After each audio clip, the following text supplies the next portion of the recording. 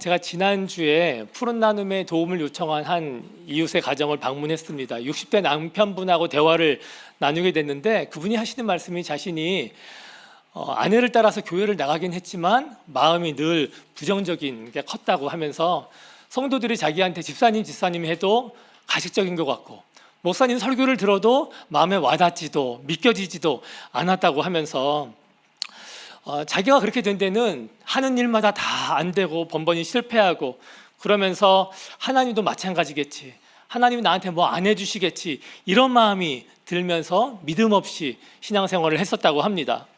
그런 중에 이분의 집에 비도 셀 정도로 열악했었는데 어느 한순간에 내가 한번 하나님 믿어보겠다 라고 작정을 하고 말씀에 순종하기로 결정을 하면서 살아가기 시작했는데, 그러면서 몇몇 성도들의 도움을 입게 되고 조금씩 그분의 삶이 변화되면서 나중에는 제가 방문한 집, 아주 깨끗하고 교회 바로 앞에 있는 집으로 이사를 하게 됐다고 하시면서 저한테 이제는 내가 하나님 매달리지 않고는 살 수 없다고, 내가 기도하지 않으면 살 수 없다라는 고백을 하셔서 얼마나 감사했는지 모릅니다. 제가 방문한 이유도 이분이 치아가 아예 없어서 음식을 씹지 못하는 상황이었는데 그런 가운데 저런 믿음의 고백을 하시니까 앞으로 이분은 앞으로 삶도 걱정할 이유가 없겠다 생각을 하게 되었습니다. 그러면서 이제 마지막으로 이제 자녀들 이야기를 이제 하게 됐는데 그때부터 이분의 얼굴이 어두워지기 시작한 겁니다. 그래서 아들들이 있는데 아들들하고 관계가 이제 깨어지고 아들들이 왕래하지 않는 상황이라고 얘기를 하셔서 제가 이분한테 우리 같이 기도하자고, 하나님이 그 아들을 만나주시고 또 이 관계를 변화시켜 주실 거라고. 목사가 이렇게 얘기하면 보통 어떻게 반응합니까? 뭐 그렇게 되길 바랍니다, 이렇게 하는 게 정상인데 이분은 제가 그 얘기를 할 때 어떻게 하셨냐면 고개를 계속, 얘기 끝날 때까지 계속 고개를 젓는 것입니다. 아까는 기도 없이는 못 삽니다, 하나님께 매달리지 않고는 살 수 없습니다, 이 말을 하셨던 분이 제가 하는 그 얘기를 다 듣고 마지막에 하신 말씀이 뭐였냐면 아무래도 이 상황은 못 벗어날 것 같습니다. 사실 저는 그때 마무리 기도하고 다른 집을 가야 되는데 그 상황에서 어떻게 갈 수 있겠습니까? 다시 얘기가 원점으로 돌아가서 제 설교가 시작됐습니다. 사울이 바울된 얘기, 하나님 제가 어떻게 만났고 변화시켜 주신 얘기를 하고 또 하나님에 대해서 계속 얘기를 하고 나자 이분이 마음을 좀 돌이키면서 자신이 다시 믿음으로 기도하겠다고 하면서 같이 뜨겁게 기도하고 그 집을 나서게 되었습니다. 저는 그날 아무리 입술로 하나님의 은혜를 외치고 또 아무리 뜨겁게 예배를 드린다고 해서 내 믿음이 건강하다라는 것과는 참 연관이 없다라는 사실을 새삼 깨닫게 됐습니다. 그리고 그 다음 날에 이제 기도하는 시간에 제가 기도를 하는 중에 갑자기 정말 제 머리가 망치로 한 대 맞는 것 같은 충격을 받게 되었는데요. 왜 그랬냐면 제가 기도하면서 깨닫게 된 건데 저도 해결되지 않는 한 가지 문제 때문에 또 변하지 않는 한 사람 때문에 기도하면서도 제 마음속으로는 고개를 절레절레 젓고 있었기 때문입니다. 심지어 하나님의 약속의 말씀을 받았는데도 불구하고 조금도 달라지지 않는 그 상황으로 인해서 그 생각만 하면 마음이 답답하고 또 이 마음이 굳어지는 그런 때를 겪었던 제가 그분한테 그런 말을 했다는 게 너무나 부끄러웠기 때문입니다. 그러면서 저는 그 사건을 계기로 내가 정말 믿음이 없구나 라는 걸 깨닫게 되었습니다. 그리고 제가 그분을 생각하는 그 이상으로 하나님도 저를 보시면서 안타까워하시겠다라는 생각이 들었습니다. 여러분 어떠십니까? 여러분 중에서 또 지금까지 하나님은 내 삶을 인도해 주셨어, 하나님은 내 기도에 응답해 주셨어 라고 간증은 하지만 아무리 기도해도 달라지지 않는 어떤 문제를 생각하면 제가 만난 분과 같이 아니면 저와 같이 고개가 절로 흔들어지는 분은 안 계십니까? 자녀의 문제, 어떤 사람과의 관계의 문제, 재정적인 문제, 도저히 그 상황은 달라지지 않을 것이라는 그 생각 때문에 그것만 생각하면 가슴이 답답해지고 마음이 굳어지는 분은 안 계십니까? 저는 그날 이후로 그 문제를 놓고 기도하면서 또 말씀을 찾아보면서 묵상하는 시간을 보내왔습니다. 그러면서 성경에는 이런 문제로 고민하는 사람이 없었나 찾아봤더니 정말로 많았습니다. 그리고 그게 제게 위안이 되었습니다.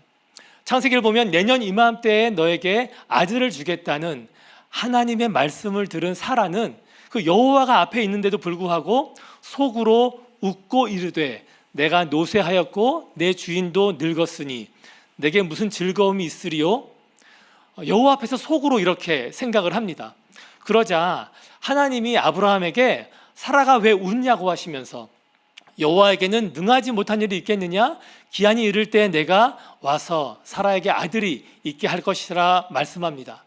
사라는 놀라서 내가 웃지 않았다라고 얘기하지만 하나님은 아니다, 너가 웃었다 말씀하시면서 그녀의 믿음 없음을 드러내십니다. 그러면 오늘 본문 말씀을 한번 보시겠습니다. 오늘 본문 마가복음 9장 말씀인데요, 우리가 저 한 절씩 한번 교독하시고 마지막 절을 같이 읽겠습니다. 제가 먼저 읽겠습니다. 이에 그들이 제자들에게 와서 보니 큰 무리가 그들을 둘러싸고 서기관들이 그들과 더불어 변론하고 있더라. 예수를 보고 매우 놀라며 달려와 문안하거늘 예수께서 물으시되 너희가 무엇을 그들과 변론하느냐? 대답하되 선생님, 말 못하게 귀신 들린 내 아들을 선생님께 데려왔나이다. 귀신이 어디서든지 그를 잡으면 거꾸러져 거품을 흘리며 이를 갈며 그리고 파리에 지는지라. 내가 선생님의 제자들에게 내쫓아 달라 하였으나 그들이 능히 하지 못하더이다. 대답하여 이르시되 믿음이 없는 세대여, 내가 얼마나 너희와 함께 있으며 얼마나 너희에게 참으리요. 그를 내게로 데려오라 하시매 이에 데리고 오니 귀신이 예수를 보고 곧 그 아이로 심히 경련을 일으키게 하는지라. 그가 땅에 엎드려 구르며 거품을 흘리더라. 예수께서 그 아버지에게 물으시되 언제부터 이렇게 되었느냐 하시니 이르되 어릴 때부터이나이다. 귀신이 그를 죽이려고 불과 물에 자주 던졌나이다. 그러나 무엇을 하실 수 있거든 우리를 불쌍히 여기사 도와주옵소서. 예수께서 이르시되 할 수 있거든이 무슨 말이냐? 믿는 자에게는 능히 하지 못할 일이 없느니라 하시니. 같이 읽습니다. 곧 그 아이의 아버지가 소리를 질러 이르되 내가 믿나이다. 나의 믿음 없는 것을 도와주소서 하더라. 아멘. 조금 전에 사라의 믿음 없음을 제가 말씀드렸는데요, 지금 읽은 오늘 본문에 나오는 이 귀신 들린 아버지 역시도 동일한 상황 가운데 있었습니다. 예수님이 자리를 비운 사이에 제자들에게 귀신 들린 아들을 데리고 가서 고쳐달라고 하지만 제자들은 고치지 못합니다. 나중에 예수님이 오니까 이 아버지가 예수님한테 내가 제자들한테 이 귀신을 내쫓아달라고 했는데 능히 하지 못합니다 라고 말하면서 예수님을 향해서 무엇을 하실 수 있거든 우리를 불쌍히 여기사 도와주옵소서 라고 말합니다. 그러자 예수님은 할 수 있거든이 무슨 말이냐, 믿는 자에게는 능히 하지 못할 일이 없느니라 말씀하십니다. 그러자 이 아버지가 곧바로 소리를 지르고 내가 믿나이다, 나의 믿음 없는 것을 도와주소서라고 말을 합니다. 저는 이 아버지의 고백을 보면서 꼭 나와 같다, 꼭 우리의 모습과 같다 생각을 했습니다. 입으로는 늘 믿습니다를 달고 살면서 정작 내가 기도한다고 달라질까? 하나님이 역사하실까? 아니야, 아무 일도 안 생길 거야. 그래서 아무런 기대도 하지 못하는 믿음 없는 모습 말입니다. 그렇다면 왜 이들은 예수님 앞에 섰지만 저렇게 믿음 없게 반응하게 된 것일까요? 먼저 사라의 경우를 보겠습니다. 아브라함과 사라는 하나님의 살아계심을 경험하고 그 주님을 경외하지만 아들을 주신다는 그 약속이 이루어지지 않은 지가 너무나 오래된 나머지 자신들의 가장 큰 바람이었던 또 하나님의 약속은 포기한 지 오래가 됩니다. 왜냐하면 이제는 노쇠해서 출산할 수 없는 상황이 되었기 때문입니다. 이 귀신 들린 아이의 아빠도 마찬가지입니다. 이 아버지가 아들을 데리고 얼마나 많은 의사들한테 찾아가 봤겠습니까? 제사장에게는 안 찾아갔겠습니까? 마지막으로 예수님의 제자들에게 희망을 걸고 찾아왔지만 그들도 고치지 못했으니까 그 거절감과 무력감이 얼마나 컸겠습니까? 예수님의 제자들도 병자들과 귀신들을 내쫓았던 것을 알았기 때문에 예수님의 제자들은 고칠 줄 알았는데 9명이나 되는 그 제자들이 어떠한 힘도 쓰지 못했기 때문에 그 아버지는 믿음 없는 반응으로 예수님께 나아갔던 것입니다. 이렇듯 우리가 기도하지만 우리의 처한 현실이 달라지지 않음으로 인해 우리의 믿음을 무너뜨리게 합니다. 그리고 응답받지 못했던 어제의 하루가 쌓여서 오늘의 불신으로 이어지게 되는 것입니다. 결국 예수님은 믿음 없던 그 아이 아버지한테 믿음으로 살 것을 말씀하시고 결국 그 아이를 고쳐주십니다. 오늘의 사건을 다룬 다른 본문인 마태복음 19장에는 이 아이가 다 고치고 나서 돌아간 뒤에 제자들이 조용히 예수님께 가서 이렇게 묻습니다. 어째서 우리는 쫓아내지 못했습니까? 라고 말합니다. 그러자 예수님은 그 이유는 너희가 믿음이 작은 까닭이니라 라고 말씀하십니다. 즉 아이 아버지의 믿음 없음 뿐만 아니라 제자들 역시 믿음이 없었고 그래서 아이를 치유하지 못한 것입니다. 하긴 제자들도 예수님이 마침 안 계실 때에 이 귀신 들린 아이를 고쳐달라고 하니까 적잖이 당황했을 겁니다. 그리고 서기관을 비롯한 많은 사람들이 지켜보고 있으니 두려웠을 것입니다. 그러다 보니까 내가 고칠 수 없을까? 의심하게 되고 어쨌든 아무리 내가 귀신을 꾸짖고 선포해도 나가지 않자 믿음은 더욱 흔들리고 약해졌을 것입니다. 그렇게 그들의 믿음은 아무런 힘을 발휘하지 못하게 된 것입니다. 그렇다면 성경에는 이와 반대로 이 믿음으로 인해서 하나님의 능력이 나타난 경우는 없을까요? 성경엔 그런 사건들이 여러 등장합니다. 그 첫 번째로는 12의 혈루증 앓던 여인에 대해서 나누고 싶습니다. 그녀는 수많은 군중 속에서 예수님 뒤로 돌아와서 그 겉옷가를 만지고 치유를 받았습니다. 그녀는 마음에 그 겉옷만 만져도 구원을 받겠다라는 그런 간절한 마음과 믿음으로 예수님께 나아갔고 그런 그녀에게 예수님은 따라 내 믿음이 너를 구원하였노라 라고 말씀하면서 치유를 받게 됩니다. 마가복음을 보면 그 여인 역시도 많은 의사에게 많은 괴로움을 받았고 가진 것도 다 허비했고 아무 효험도 없고 증상은 더 상황은 나빠졌다라고 합니다. 그녀 역시 이 귀신 들린 아이 아빠 못지않게 많은 실패와 거절감을 경험했지만 이 여인이 예수님을 향해 가진 믿음은 그와 달랐습니다. 우리가 잘 아는 백부장도 이 여인 못지않은 믿음의 사람입니다. 하인이 중풍병에 걸려서 괴로워한다면서 예수님께 찾아와서 말합니다. 예수님이 그 이야기를 듣고 직접 가서 고쳐준다고 하자 주님이 내 집에 들어오시는 것을 내가 감당하지 못하겠다고, 주님이 이 자리에서 말씀만으로 해도 고쳐질 수 있겠다라고 하니까 예수님이 그 반응에 깜짝 놀라면서 내가 이스라엘 중에서 이런 믿음을 본 적이 없다라고 하면서 너가 떠나가라, 내 믿음대로 될 것이다 말씀하시고 말씀한 그 즉시 하인이 낫게 됩니다. 여러분, 이 두 부류의 태도를 보시면서 이 사라와 이 귀신 들린 아들을 둔 아버지와 비교해서 이들은 어떤 점에서 차이를 갖고 있는 것 같습니까? 먼저 그들에게 있어서 주님의 주되심은 어떠한 방해도 받지를 않습니다. 그들은 온전히 주님의 능력과 주권과 다스림을 믿고 또 인정하고 순복합니다. 그들의 믿음에서는 어떠한 불순물도 찾아볼 수 없습니다. 현실적인 문제나 장애물, 얼마나 많이 실패를 경험했고 거절을 받았는지는 조금도 고려하지 않습니다. 그들에게는 주님에게는 능치 못한 일이 없습니다라는 그런 강한 믿음의 태도와 주님만이 이 문제를 해결할 수 있는 분이다라는 이 마음의 태도가 아주 강력하게 자리 잡고 있습니다. 이와 같은 믿음이 응답을 가져오게 된 것이고 그 마음의 태도가 기적을 불러일으키게 된 것입니다. 여러분, 우리는 이들과 같은 믿음으로 주님을 바라보고 우리 삶의 문제를 가지고 주님께로 나아가고 있습니까? 그래서 우리 삶에 이들과 같은 능력이 나타나고 있습니까? 혹시 우리 삶에 그러한 능력이 나타나지 않는다면 그 이유가 우리에게 주님께서 나의 그 문제를 해결해 주실 것이라는 믿음이 없기 때문은 아닙니까? 그 믿음이 없기 때문에 우리가 더 이상 구하지 않고 있지는 않습니까? 마태복음 13장 58절에는 고향을 방문하신 예수님이 그들이 믿지 않음으로 거기서 많은 능력을 행하지 않으셨다라고 이야기를 하고, 마가복음에서는 그들이 믿지 않음을 이상히 여기셨다 말씀합니다.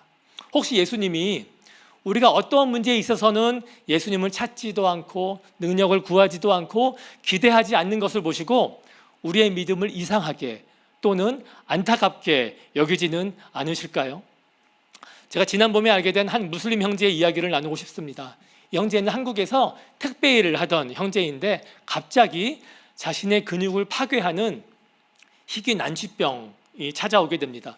그래서 하루아침에 건강하던 형제가 침대에 누워서 겨우 손 정도만 움직일 수 있었습니다. 이 정상 CK 수치는 100에서 250인데 이 형제의 수치는 18,000까지 올라갔다가 급히 약물을 주입해서 7,000까지는 떨어졌는데 빠른 시간 안에 1000 밑으로 떨어지지 않으면 근육이 괴사돼서 평생 몸을 움직이지 못하게 된다고 했습니다. 그런데 그 즈음에 이 친구가 우리 교회 협력 선교사님으로부터 예수님에 대해서 듣게 됩니다.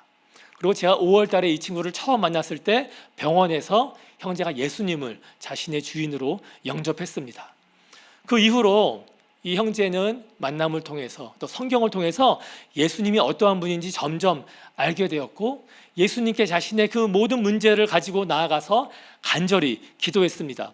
그렇지만 이 형제의 몸 상태는 좀처럼 나아지지 않았습니다. 5,000 밑으로는 떨어지지 않는 것입니다. 그렇게 건강하던 형제가 하루아침에 움직이지 못하게 되고 그리고 게다가 아무런 가족도 없는 낯선 땅 한국에서 또 병실 한켠에서 자신의 이 마비된 몸을 보면서 그리고 이 두려운 미래를 생각하면서 얼마나 무섭고 괴로웠겠습니까?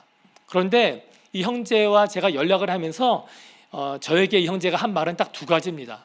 자기가 너무 무섭고 두렵고 슬프긴 하지만 자신은 이 모든 상황을 예수님께 걸고 간절히 기도할 뿐이라고 말입니다. 그리고 제게 부탁했습니다.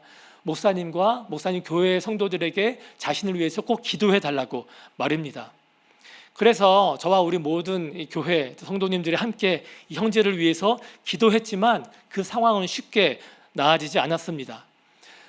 마침내 그 형제가 입원하던 이 대학병원에서도 퇴원해서 인천의 한 재활병원으로 가라는 말을 제가 전해 듣고 마음이 너무 아팠습니다. 더 이상 치료될 가망이 없으니까 더 이상 이제 입원하지 않게 하고 그 병원으로 가게 한 것이기 때문입니다. 제가 이 형제를 보기 위해서 한 달 반 정도 전에 그 형제가 있는 그 재활병원을 찾아갔습니다. 그런데 그곳에 가서 그 형제를 보고 제 눈을 의심하지 않을 수 없었습니다. 왜냐하면 저 멀리서 그 형제가 저를 보면서 뚜벅뚜벅 걸어오는 것이기 때문입니다. 아직 많이 느리고 또 불완전하지만 분명히 걷는 것이었습니다.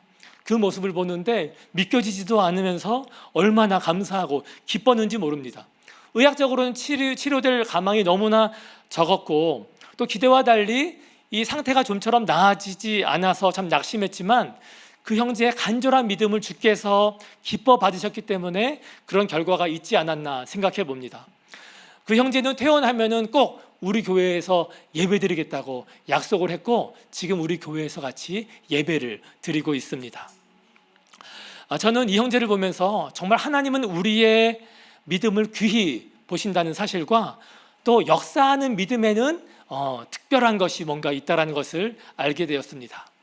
아까 제가 제자들이 예수님한테 왜 우리는 저 아이를 고치지 못했습니까? 라고 물었을 때 이 마태복음에서는 너희가 믿음이 작은 까닭이다 라고 말씀했다고 했는데 오늘 마가복음 이 뒤에를 보면은 제자들이 왜 우리는 귀신을 쫓아내지 못했습니까? 물었을 때 예수님은 기도 외에 다른 것으로는 이런 종류가 나갈 수 없다라고 말씀하십니다. 왜 예수님은 마태복음에서는 믿음이 적어서 못 고친다고 그러고 마가복음에서는 기도가 문제라고 말씀하실까요? 똑같은 사건인데 왜 다른 기록을 했을까요?